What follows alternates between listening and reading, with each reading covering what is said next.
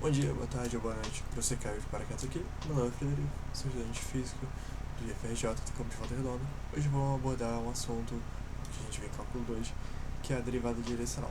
Rapidinho, vamos lembrar sempre que derivada tem a ver com o conceito de taxa de variação, né?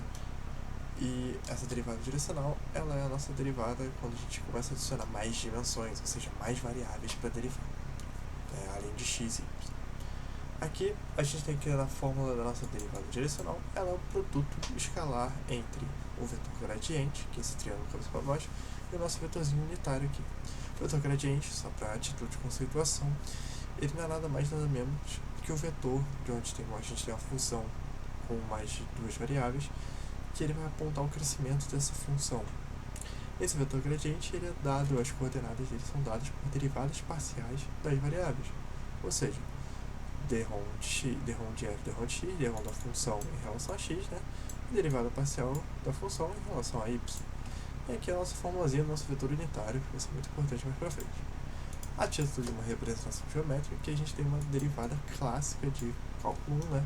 Uma exponencial, e você quer derivar em algum ponto, você deriva lá, monta a sequência da reta, pá, e você acha que o coeficiente angular da nossa reta tangente e a reta tangente, né? A nossa taxa de variação naquele ponto. Aqui, o buraco já é um pouco mais embaixo. A gente tem uma função de duas variáveis, né, x e y. E aqui a gente tem o z, né, que é onde está formando a imagem desse chombolóide aqui, dessa figura geométrica estranha. E se você observar bem, aqui a gente tem o nosso vetorzinho unitário, tá vendo? Que está dando direção para um vetor maior, que é o nosso vetor gradiente aqui, ó, o nosso camarada, que é a nossa taxa de variação. Beleza? Vou ensinar a fazer mais ou menos a conta rapidinho. Eu peguei um exemplozinho bem simples, bem prático também, que é a derivada direcional de x e y, de x ao quadrado mais y ao quadrado, no ponto 1, 2, e no vetor 3, 4, na direção do vetor 3, 4. Para a gente fazer, a gente vai fazer a derivada parcial em relação a x e em relação a y da função, no caso 2x e 2y.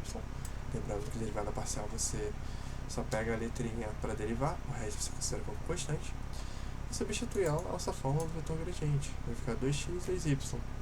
E substituir o nosso ponto nela, temos que vai ficar o vetor gradiente 2, 4 no ponto 2. Aqui a gente monta o nosso vetorzinho unitário, né, calculando primeiro o módulo e depois a fórmula do vetor unitário. Lembrando que o módulo é a raiz das componentes, a raiz da soma ao quadrado das componentes, né, que falta 1 ao quadrado.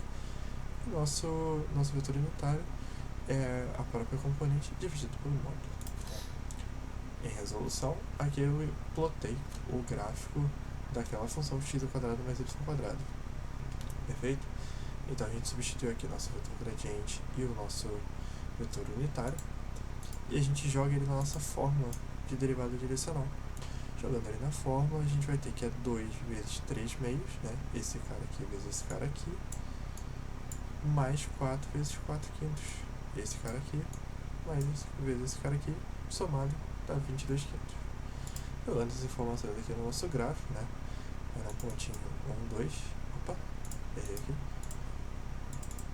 1, 2, e o nosso vetorzinho 3, 4, né? Aqui está o ponto onde vai iniciar a nossa função, e aqui é o nosso vetor, onde está, que é essa, a gente só pega essa direção desse vetor, a gente não pega o módulo dele. Então a gente plota do jeito aqui a nossa reta tangente, vai ficar mais ou menos assim, tangendo aí nosso ponto. A derivada direcional serve para basicamente modelos computacionais em 3 dimensões. Isso utiliza outras técnicas de cálculo numérico, mas serve para você fazer alguns parafusos, algumas tipo porcas, algumas coisas que usa a indústria, e também para calcular a sua velocidade você andando na crosta terrestre, do sistema de GPS. E é isso, ficou bem curtinho o vídeo, só para ter um conceito básico. Espero que vocês voltem aqui sempre e tenham um bom dia, ou uma boa tarde, ou uma boa noite, ou uma boa prova, caso vocês estejam vendo isso antes da prova. Até a próxima.